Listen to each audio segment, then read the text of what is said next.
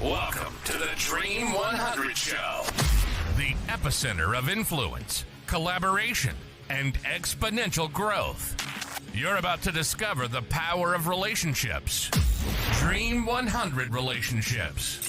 And you're one relationship away from a totally different business and life. This is your host, Michael Tesner.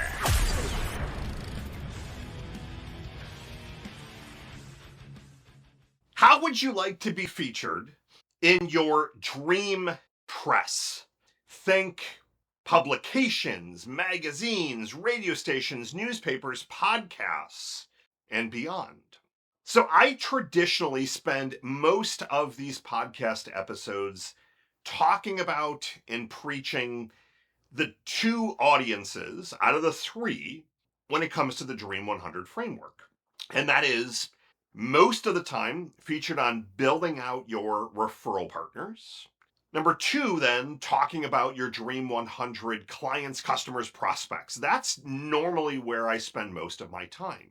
With that being said, I've started to dabble a lot more than I have in years on the Dream 100 press side of things. So in today's episode, I want to share with you what's working, what am I seeing, and give you a couple of steps that you can start to implement in order to land your Dream 100 press.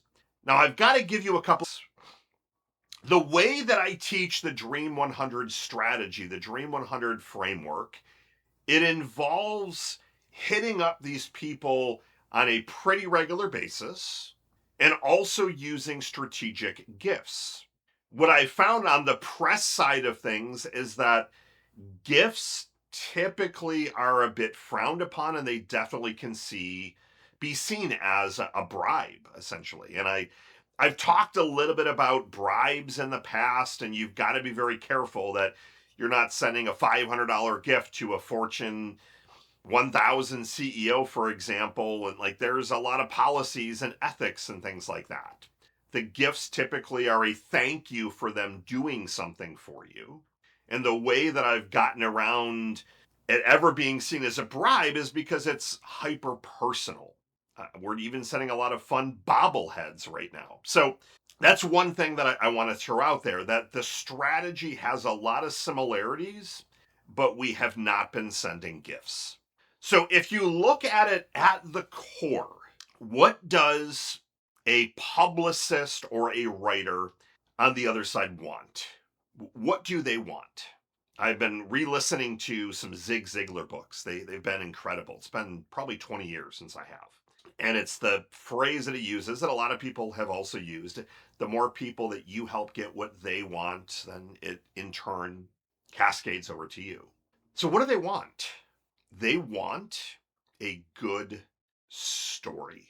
They want a story that is most likely pegged to the news, but they want a good story. They're always on the hunt for that next story, whether they're bringing on TV guests or that next podcast guest. They're looking for things that are interesting and, again, stories.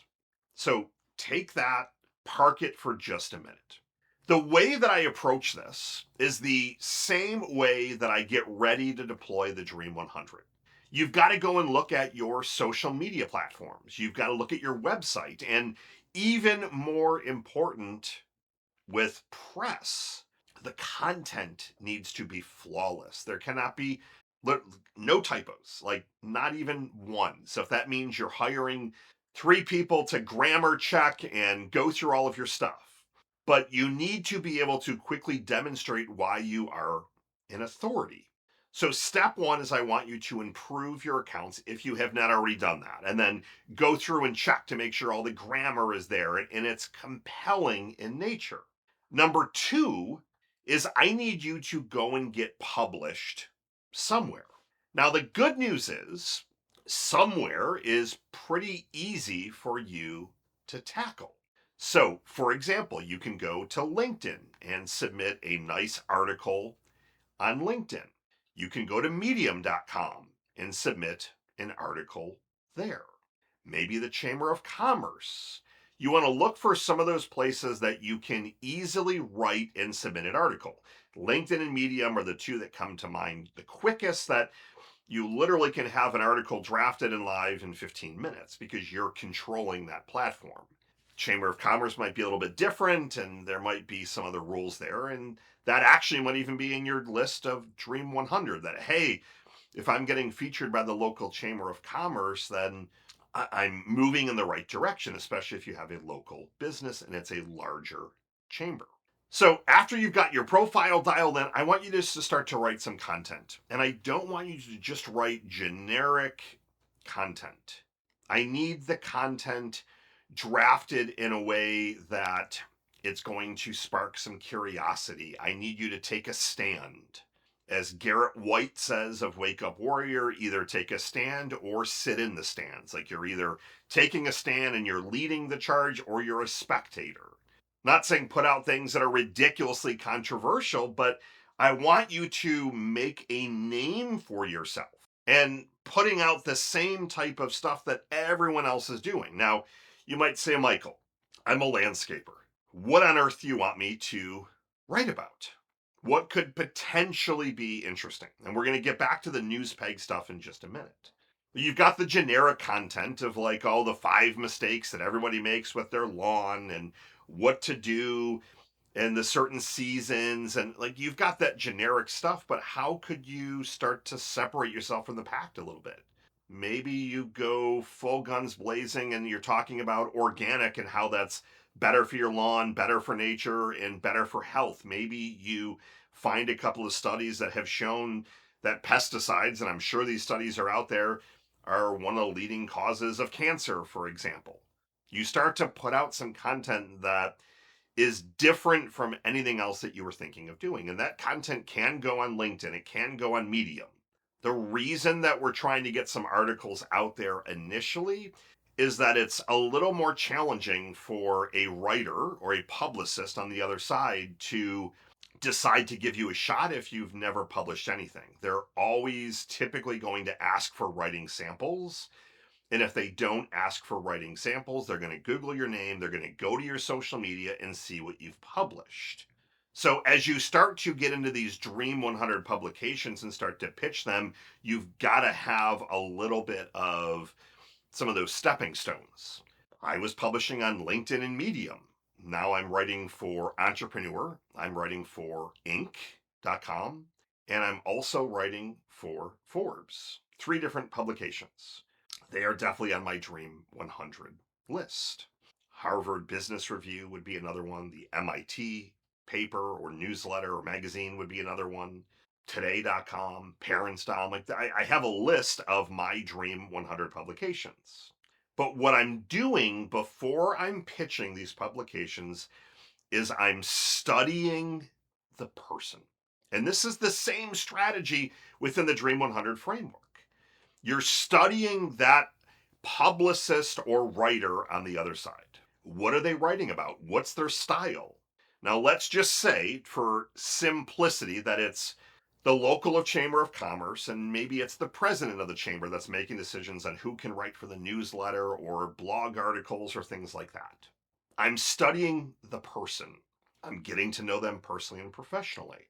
I'm stalking them online, the same thing that we're doing with all the other Dream 100 strategies. But then I'm starting to comment on their articles, same thing that we're doing with the other Dream 100 strategies. And I'm not just commenting, great article, oh, this is well written. I'm making sure that I read it, and I'm giving a nice reply that's not generated by AI, so they know I took a little bit of time. That's now starting to have them see my name. But the thing that I didn't realize with, I got to stop saying writers and publicists, we'll just say writers, the keepers of that press. I didn't realize how often they're getting pitched and how full their inboxes are. And it makes it a bit more challenging when we historically would try and use a gift to kind of cut through the noise. So if they're getting 200, 300, 400, 500 pitches a day, it's going to be tough to cut through that noise. So how do you actually do it? Number one, your name becomes recognizable because you spend a month or two commenting on their social media, commenting on their articles, replying to their articles, but also studying their style of writing. And here's the most important piece next to the news pegged piece. When you're pitching them a story or you're pitching them an article, you have to know the rules of the publication. And I didn't know this. I thought that my writing style should be good for whatever publication. But some of these are going to say we only want first person articles. Some of them want essays. Some of them want in the field stories. You have to understand what that publication is actually looking for before you craft your pitch. And you do that again by studying the style that they're writing in, studying what other people are writing for that magazine. If we're looking at a local TV show, for example, you're studying the guests. What type of guests are they bringing on? What type of stories are they doing? Now, writing is a little bit more black and white in the sense of like you can study how to, like when you're pitching, you know exactly how to write it. It's a little bit different when you're trying to pitch either a podcast or a TV show. But the strategy is still the same by way of you're studying the host of that podcast, you're studying other guests. And when you've got that done, now you make the pitch. The pitch cannot be understated. If your pitch is bland, generic, it will be ignored. And most writers, they just don't reply because they're getting so many of these pitches. Your subject line typically actually will say pitch, and then you're putting in what you're pitching. Now, sometimes these writers will put a call for, hey, I'm looking for you to pitch me on this topic. I'm looking for you to pitch me on these types of articles. I'm a podcast host. I want you to pitch me on these type of shows. And then you need to agonize over every single word, every word. But what I've continued to realize is that your long pitches don't make sense. You need an amazing subject line. So pitch dash the name of your story or whatever you're pitching. Dear publicist, I saw your LinkedIn post looking for podcast guests. Here are 3 topics for your consideration. I look forward to hearing from you. And those 3, again, you need a really interesting angle that's different from everyone else. Ideally pegged to the news. So some of the articles that I've published on Inc.com, saying Inc. magazine, maybe they'll make its way to the magazine. I had an article on the Hollister Target collaboration. That's news peg, just happened recently. An article on Kendra Scott. An article on the Facebook Meta glasses and all the stuff that's going on there. The lucky bag that was at the Knicks game. The soccer tournament that's currently going on. So things that are news pegged are getting picked up so much quicker because that's what people are looking for. Now, I could easily write the top 10 mistakes you make with the Dream 100, and I would appreciate that article and I know it would be helpful, but it's not going to be as well received as if I'm tying things into the news. So you've studied the person, you've learned their style so you know what to pitch. You send off your pitch and then you're going to follow up 1 week after for typically up to 4 weeks. Not anything more, not anything less.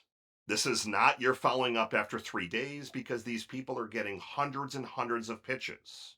1 week, and it's not a full-blown, hey, did you get my email message? Often after the second reply, so I might say just a friendly check-in. I also have some other topics I can submit. And if they ghost me on that one, my third email after that initial pitch is going to be, here are 4 other ideas for your consideration. Then I might try one more time.